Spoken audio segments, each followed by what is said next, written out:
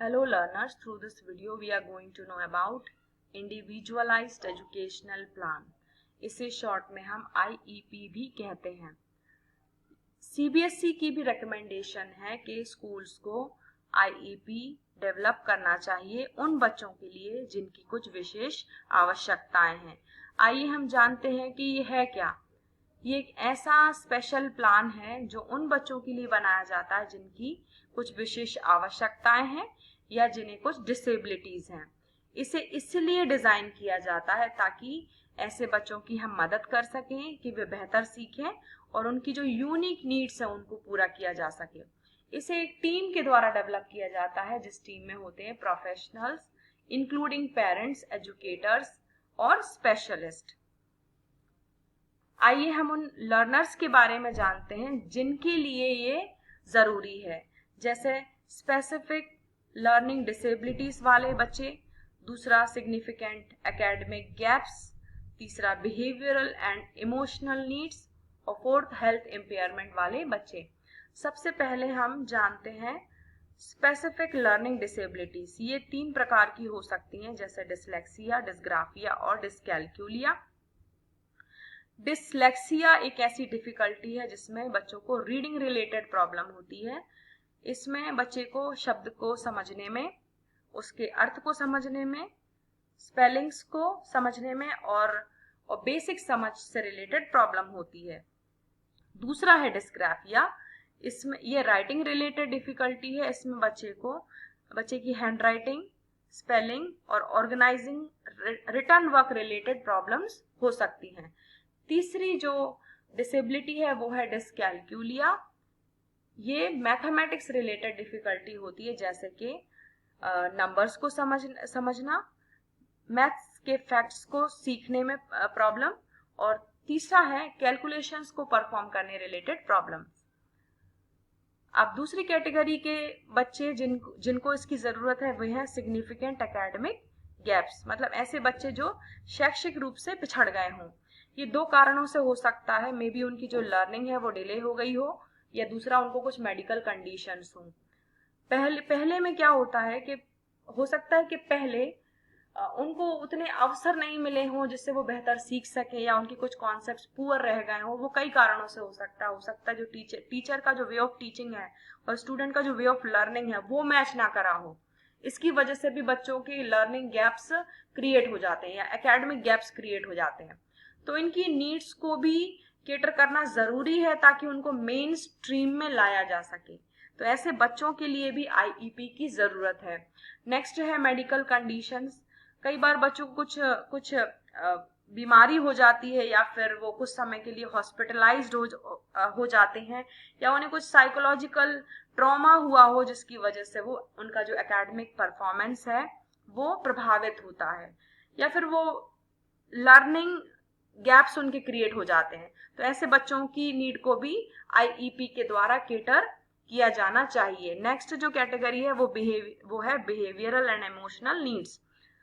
पहली कैटेगरी के बच्चे वे हैं जिन्हें कुछ इमोशनल डिस्टर्बेंस रिलेटेड प्रॉब्लम्स हो। ये बच्चे एंजाइटी, डिप्रेशन या मूड डिसऑर्डर या मूड स्विंग्स को एक्सपीरियंस करते हैं और ये उनकी लर्निंग को सिग्निफिकेंटली इम्पैक्ट करती है या उसमें बाधक बन जाती है।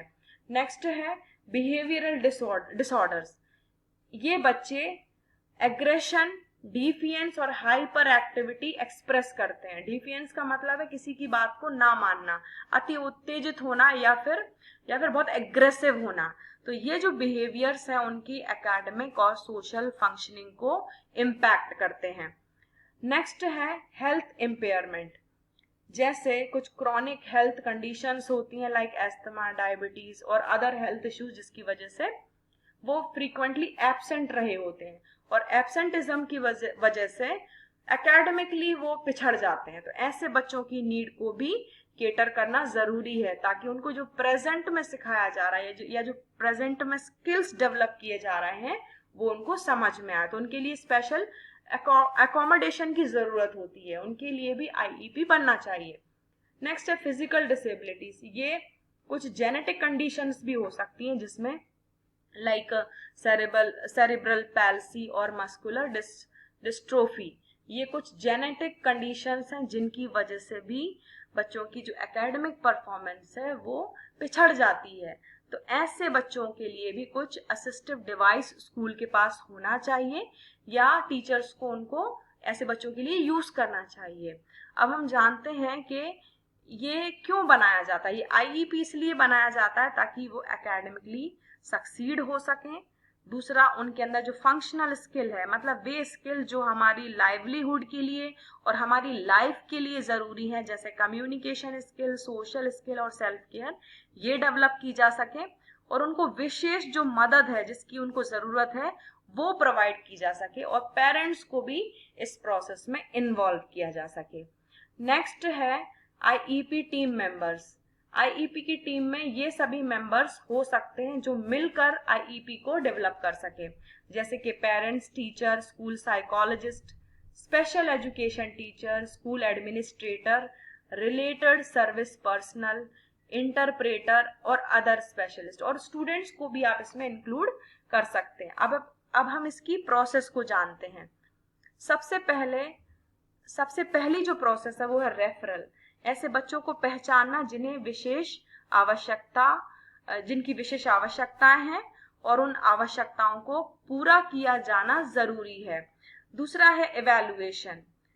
ऐसे बच्चों की पहचान के बाद उनका समग्र मूल्यांकन जरूरी होता है। कॉम्प्रिहेंसिव इवैल्यूएशन जरूरी होता है जिससे उनकी स्ट्रेंथ, वीकनेस और नीड्स को डिटरमाइन किया जाए और या उनको बेहतर रूप से समझा जाए।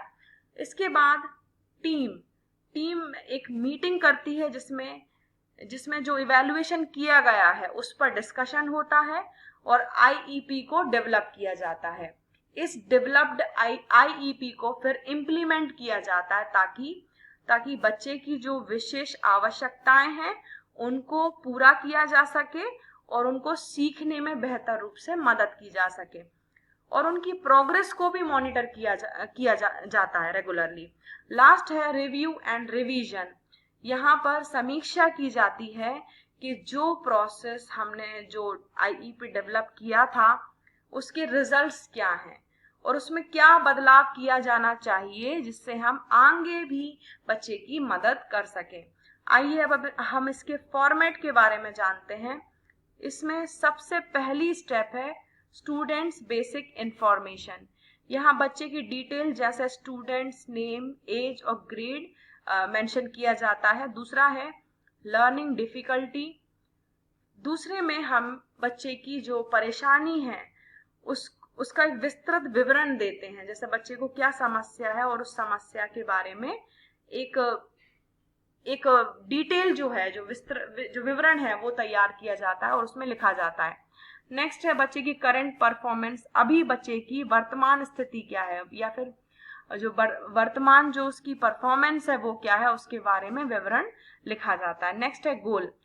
अब हम क्या चाहते हैं, हमारी अपेक्षा क्या है, उन चीजों को हम मेंशन करते हैं जो एक साल के अंदर अचीव की जानी चाहिए, जैसे कि किसी सब्जेक्ट में इंप्रूव करना या फिर कोई नई स्किल डेवलप करना। नेक्स्ट है सपोर्ट सर्विसेज।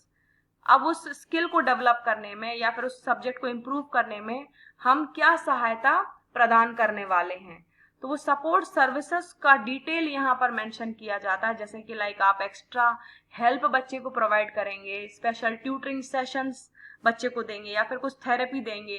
तो जो भी सपोर्ट सर्विसेज एक टीचर प्रोवाइड करने वाला है वो यहाँ पर मेंशन किया जाता है। नेक्स्ट है एकोमोडेशन। एकोमोडेशन मतलब कि उस जो विशेष आवश्यकता वाला जो बच्चा है या जो लर्नर है उसके लिए कक्षा में आप क्या बदलाव लेकर आएंगे, जैसे कि आप टेस्ट में उसको एक्स्ट्रा टाइम देंगे या फिर स्पेशल टूल उसको प्रोवाइड करेंगे, तो ये एकोमोडेशन या एडजस्टमेंट यहाँ पर मेंशन करना होता है। नेक्स्ट है पार्टिसिपेशन।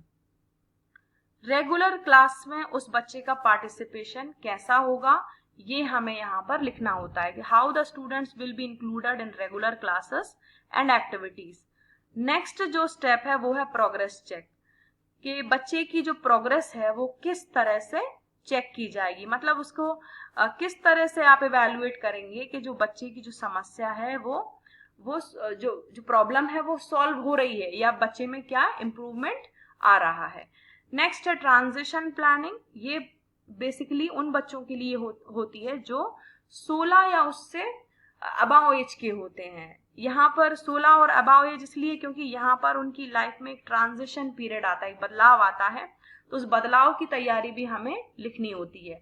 नेक्स्ट है parents and teachers communication. Parents को कैसे कम्युनिकेट किया जाएगा बच्चे की प्रोग्रेस के बारे में, या पेरेंट्स को कैसे उस टीचिंग लर्निंग प्रोसेस में या जो आईईपी प्रोसेस में पेरेंट्स को कैसे इन्वॉल्व किया जाएगा। और नेक्स्ट है रिव्यू डेट्स कि एक अंतराल के बाद, ये एक स्पेसिफिक पीरियड के बाद कब हम समीक्षा करेंगे कि जो हमने गोल बनाया था कि वो अचीव हुआ कि नहीं, इसकी समीक्षा कब होगी और उस प्लान को रिवाइज कब किया जाएगा, तो वो डेट भी हमें यहाँ पर मेंशन करनी होती है। अब इसका एक सैंपल के बारे में मैं नेक्स्ट वीडियो में चर्चा करूंगी। So keep watching, like and subscribe my channel. Thank you so much.